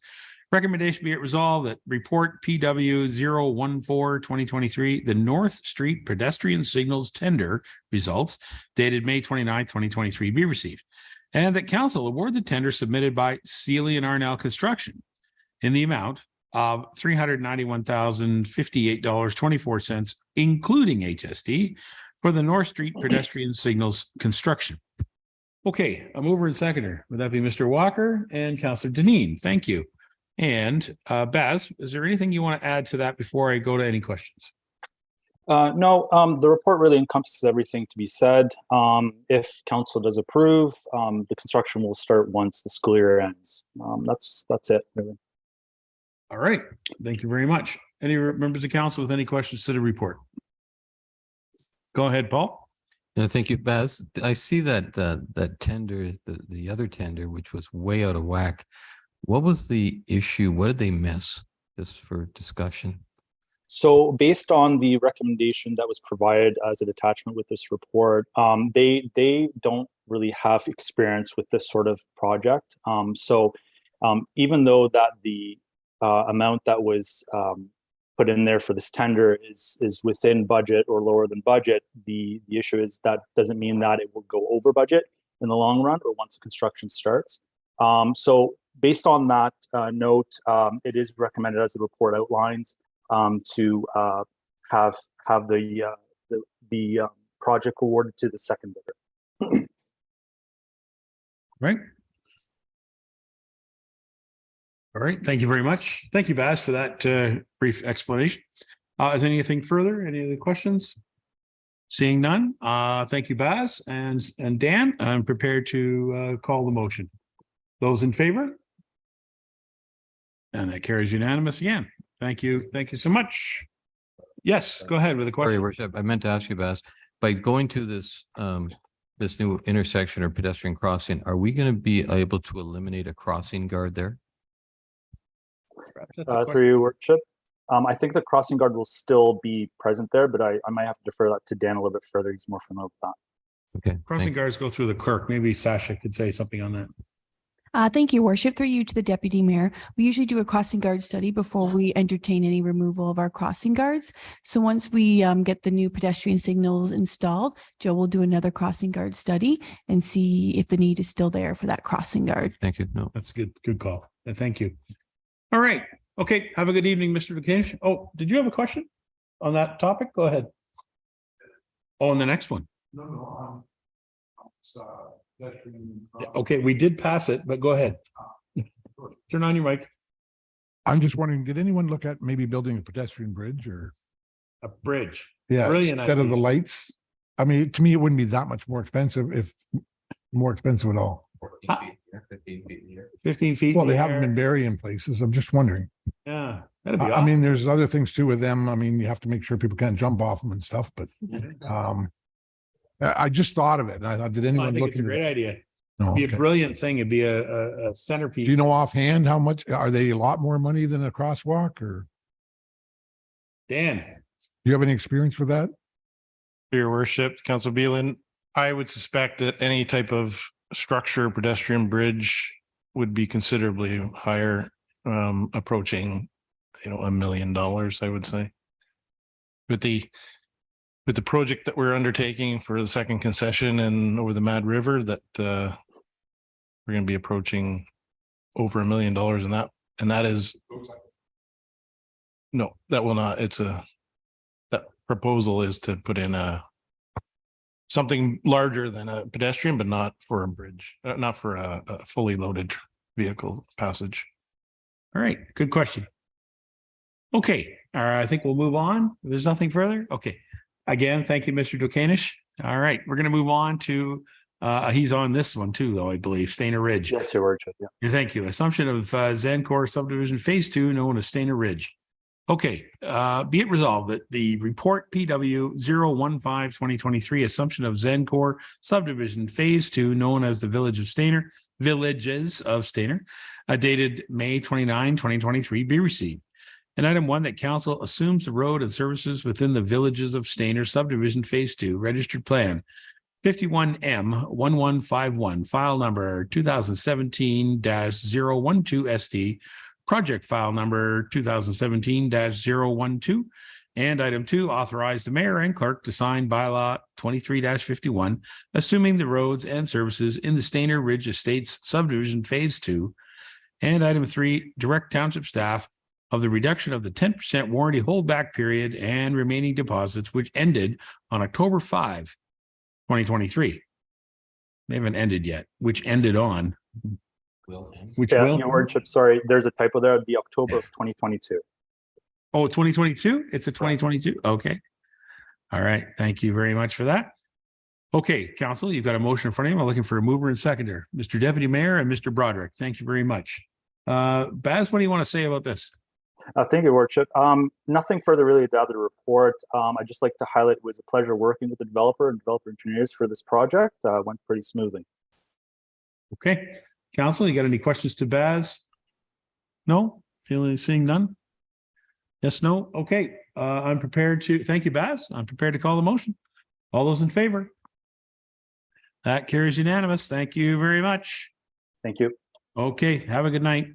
Now we're over to emergency services, FD 004, 2023. It's the updated tripartite tiered emergency response agreement. This is just an agreement that we've already had, but we just have to update it. Be it resolved that report FD 003. These are one's for number 4 and one's number 3. Which one is it? We'll let the clerk figure it out and amend as necessary. Thank you. Updated tripartite tiered emergency response agreement dated May 29, 2023 be received, and that council approves entering into an amendment number 1 tripartite tiered emergency response agreement with the Corporation of the County of Grey and the Corporation of Municipality of Grey Highlands to update the term of the principal agreement for the additional 5 years expiring June 30, 2028. Okie dokie. Mover and seconder, please. Mr. MacArthur and Mr. Broderick. Thank you. Chief, anything you want to say? Your worship. It's just the continuation, like you stated, of the agreement, just outlines what medical calls we respond to in Grey County as we have a paid agreement service there with Grey Highlands. We have similar agreements for Simcoe County, so just nothing special about it. Just okay. Carrying on. Carry on. Yes, question, Mr. Walker. Yeah, it's to Scott. Scott, number of medical calls that we get. I know it's different than the fire call agreement, but so any idea on the numbers that we get there? I don't think there's a whole lot, is there? But There is not. Yeah. For that section of Gray County, maybe 20, 25 a year. yeah, okay. All right. And yes, Mr. Deputy Mayor. Scott, quick question on, I didn't see anything in the agreement about pricing or for increases in costing to each municipality. Is that something that's dealt with in the original agreement as far as increases? Can you speak to that, please? So that's dealt with a separate agreement. That's our paid service agreement with Gray Highlands. So that sets our fee structure. So we do receive funds for answering these medical calls in the county, but that's handled in a different agreement. All right. All right. Any other questions from members? All right. Seeing none, I have one quick question. Chief, because we do provide service in that area of Gray Highlands, do we have any recruits or any firefighters that come from that portion of Gray Highlands that serve on Clearview Fire? Your worship, we do. There are 3 right now at Singhampton. Excellent. All right. Good to hear. Thank you very much. Council, I'm prepared to call the motion. All those in favor? Carries unanimous. Thank you. All right. Here's something everybody's been waiting for. The call for recess. How's that? Financial report 007. This is the budget package and tax rate bylaw. And so I'll read this and then we'll have a mover and seconder, and then we'll ask for a few comments from our treasurer. Be it resolved that Council of the Township of Clearview hereby 1, receive the 2023 budget package. And item 2, approve the passing of the 2023 tax rate bylaw as a blended increase of 4.8% and revoke the 2022 tax rate bylaw 22-38. Mover and seconder, Mr. Deputy Mayor, seconded by Mr. Broderick. All right. Before I call for questions, I'll give the floor to Kelly McDonald, our treasurer, if she has anything she wants to say in regards to the great work that her team has been doing. Thank you, Your Worship. Through you to members of council. At our last budget meeting, we came in with an estimate of 4.75. So once everything was all factored in with the county and school board rates, our final is 4.8. I do have accessible versions of the budget package here printed out. But if there's any members of council that would like an actual hard copy of the full budget package, if you can just let me know and I will get one to you. All right. Thank you very much. And thank you again to all of your staff who are putting the work in to put this together.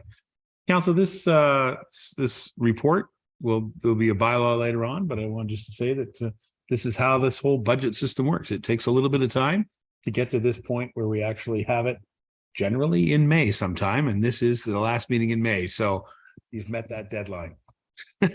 Council, you've heard the motion. I'm prepared to call the vote. All those in favor? That's a unanimous decision. Thank you. All right. Moving on. Bylaws. This is one that was held back from our previous meeting, and now we have the bylaw in front of us. Bylaw 23-40, it's a zoning bylaw amendment for 1935 Fairgrounds Road North. Recommendation, be it resolved that bylaw 23-40, being a bylaw to regulate the use of lands and character, location, and use of building structures on a portion of the lands municipally known as 1935 Fairgrounds Road North, Township of Clearview, and legally described as concession for North Part Lot 32, formerly Nottawasaga, now Township of Clearview, be presented and read a first, second, and third time, finally passed on the 29th day of May, 2023. A mover and seconder on the bylaw. Deneen Walker. Thank you. Any questions on the bylaw? Seeing none, all those in favor? And that carries unanimous. Bylaw carries. The tax rate bylaw, as I mentioned just a moment ago, be it resolved that bylaw 23-47, being a bylaw to set the tax rates and levy taxes for the year 2023, be presented and read at first, second, and third time, finally passed on the 29th day of May, 2023. Deputy Mayor, look this way. Deneen this time. Any questions? Seeing none, I'll call the bylaw. All those in favor? And it also carries unanimous. Thank you very much. Amendment number 1. This is the tripartite tiered emergency response agreement. Be it resolved that bylaw 2349, being a bylaw to authorize entering into an amendment 1 of the tripartite tiered emergency response agreement with the County of Grey, the municipality of Grey Highlands, be presented and read a first, second, and third time. Finally passed 29th day of May, 2023. Moved by Mr. Walker, seconded by Mr. MacArthur. Thank you. Any questions? Seeing none, all those in favor? And the bylaw carries unanimous. Thank you. Amending the committee and board appointment bylaw, also something that was left over from the other meeting. Be it resolved that bylaw 23-50, being a bylaw to amend Schedule A of bylaw 22-101, appointing members to the Township of Clearview committees and boards, be presented and read a first, second, and third time, finally passed on the 29th day of May, 2023. Can I have that moved by the deputy mayor, seconded by Mr. Broderick? Any questions? Oh, there's a question. Sorry, I didn't see you. It's quite all right. You gotta Just jump wasn't- in. I wasn't at that meeting, so I won't be voting on this. Oh, fair enough. Thank you. That's right. You were not at that meeting. Thank you. Any other questions on the bylaw? All right, I'll call the motion. All those in favor? And that motion carries. Thank you. Okay, Assumption, Zancor subdivision phase 2, Stainer Ridge. And okay, we've heard about that already today. Be it resolved, bylaw 23-51, being a bylaw to accept the as constructed municipal services within the complementary of the Zancor Homes Stainer Limited Residential Plan of subdivision registered as plan number 51M1151, and to assume the streets and road widenings within the plan of subdivision for public use, be presented and read a first, second, and third time, finally passed 29th day of May, 2023. Could I have a mover and seconder on that motion? Mr. Walker, Mr. Beelan. Thank you. Thank you. Any questions? Seeing none, all those in favor? And the bylaw carries unanimous. Thank you. Okay. Now we're over to item number 13. We have a notice of motion in regards to Mr. Beelan. Mr. Beelan, I'm going to consider you the mover. I'm going to read this and then we'll call for a seconder. Is that fair enough for you? Thank you, sir. I'll read this.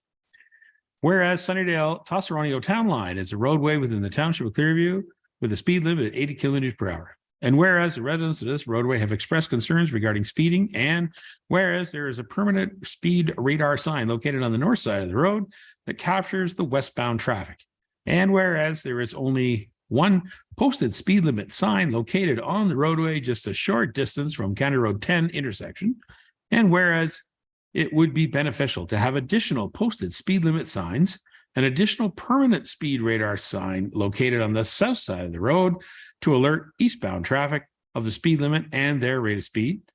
Now, therefore, be it resolved that Council of the Township of Clearview hereby direct staff to purchase a permanent speed radar sign at approximate cost of $3,000 to be erected on the south side of the Sunnydale Tosseronio Town Line, and that Council direct staff to erect 4 additional speed limit signs, 2 in each direction, on the Sunnydale Tosseronio Town Line at approximate cost of $500, and that the cost of the speed radar sign and additional speed limit signs be funded from the traffic control equipment budget. That'll be moved by Councillor Beelan. I'll look for a seconder. Ms. Deneen, Councillor Deneen. Marty, go right ahead. Thank you, Your Worship. This road is one of the busier township roads. All of the major roads are county roads, and they do have more speed limit signs, and they do have more of these radar signs. And I think this road warrants to have that with all the traffic on it. All right, thank you. Is there anybody else with any questions or comments? Yes, go ahead, Phyllis. Deneen. I questioned who would be responsible for that road, and that is our responsibility, that stretch of road for maintenance. So yeah, it's our responsibility. Can I just clarify that with Dan? Although it is the Tosseronio Town Line Road, it is our road for maintenance. Is that correct? It's through your worship, you're correct. That borders majority of that stretch of road on the south side, I call it, borders the baseboard. And so, Correct. Yeah. We do maintain that up, all the way up to, I believe, 6-7 side road. Okay. Basically where the bridge is, where it starts to turn north or south, I mean, is that that's about where it is? Yeah. Okay. Any other questions? Yeah, Mr. Walker and then Paul. Thank you, Your Worship. Policing, is that our OPP or is that from the southern region on that town, on that chunk of road? Your worship, Councillor Walker, I believe because it's in Clearview Township that it would be the Huronia OPP. I might add then that I agree with the motion. And I agree with the speed signs, but unless we have our enforcement, you've heard me, this is a broken record. Unless we have the enforcement issue, you might slow a few people down who are responsible enough to follow and obey the speed limits and the sign as it's flashing for them. But a majority of them are just going to continue their habits and move forward. So I'm asking that we notify Huronia West and ask them to police that road a little more if possible on their runs. All right, thank you very much. I did not hear you say amend or recommend a friendly. Did you have something in there you were doing? Giving you the opportunity.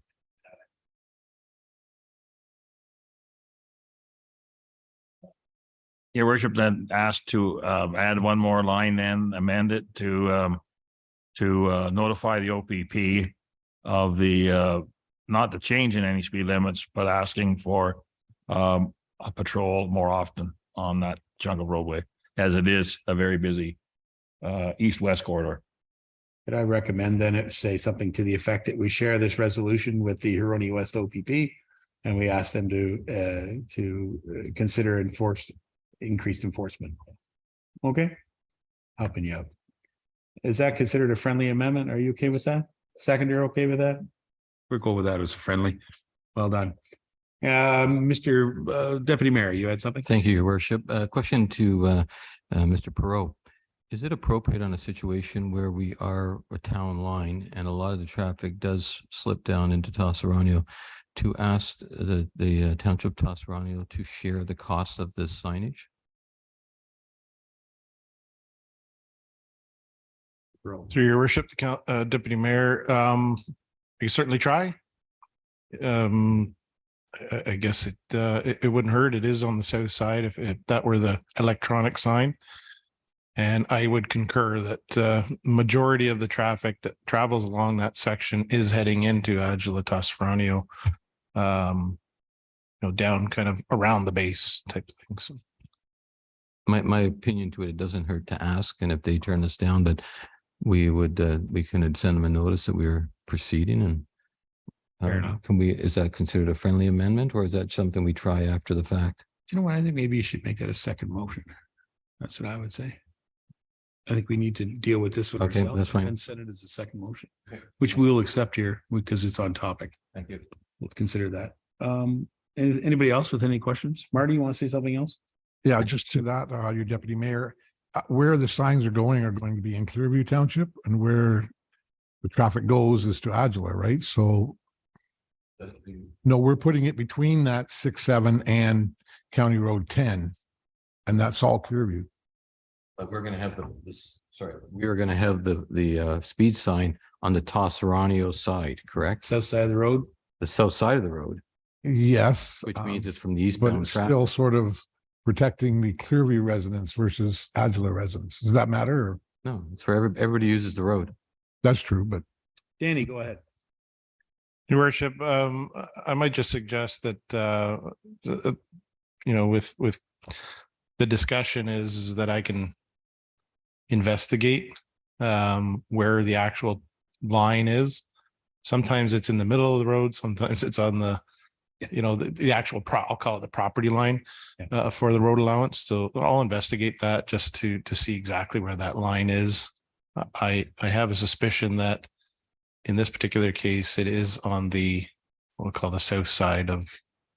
So I think we do own the whole road allowance, but I will check. I'm not positive on that. Other boundary roads, it's usually in the middle of the 66 foot right of way. You would know better than I, Mr. Deputy Director, but I do recall that it's a south road in our township, and it abuts the federal property. And so I think the township has rights to the full south side of the road as well. Much like in Collingwood has full rights to the south side of the Poplar Side Road. Same story. Yes.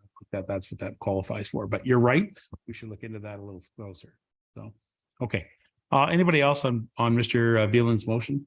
Anybody else? Okay, so we've got one amendment just added to it. Is that correct? All right, do you need it read again? No, we don't. I'm just saying we don't need to read it again. Read the last sentence again, please. Thank you, Your Worship. Through you to the rest of council, there's been an added sentence at the very end that the township share this resolution with the Huronia West OPP and request of increased enforcement can be added to the area. Sounds good. All right, no further. All those in favor? And it also carries unanimous. Thank you very much. Would you like to bring a notice? I don't, I think if we leave it with Dan right now to investigate first, I Okay. think that would be appropriate. Dan, I don't mind. We may be splitting hairs, maybe it's nickel and dime, but I think my opinion where it came from is I like the other townships to be working with us to understand the problem. So it's, if you feel it's worth coming back, we'll make a resolution at that Let time. me ask, do you have a good working relationship with Angela Toss as far as Public Works? Your worship, and I certainly do know the people there, and you know, there has been some changes more recently, but yeah, I can reach out. I agree with what you're saying, Deputy Mayor. That's fine. Okay. Thank you very much.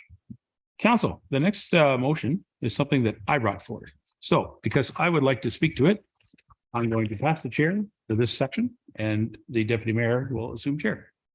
Thank you. Thank you, Your Worship. Whereas whereas the Township of Clearview logo identifying guidelines are evolving in practice across many areas of the corporation. And whereas the Township of Clearview logo does not have the identity of our municipality as a township included. And whereas the visual identity guidelines were adopted by council in April of 2014, have been well integrated across all township services.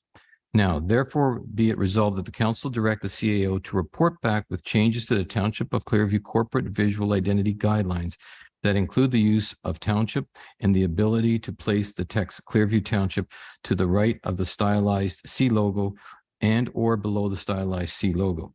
And further, that the full color and grayscale logo be designed and submitted to council for approval, and any costs associated with this being drawn from the council publicity, promotions, and budget.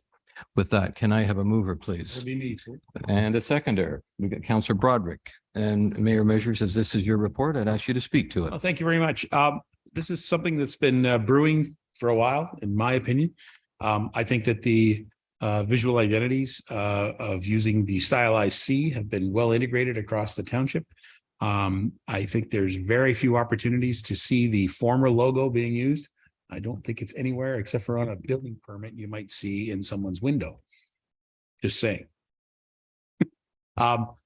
So I've considered that I think it's time to adjust our logo a little bit to identify the word township, which is what we are, as it would help eliminate some of the confusion about what Clearview is.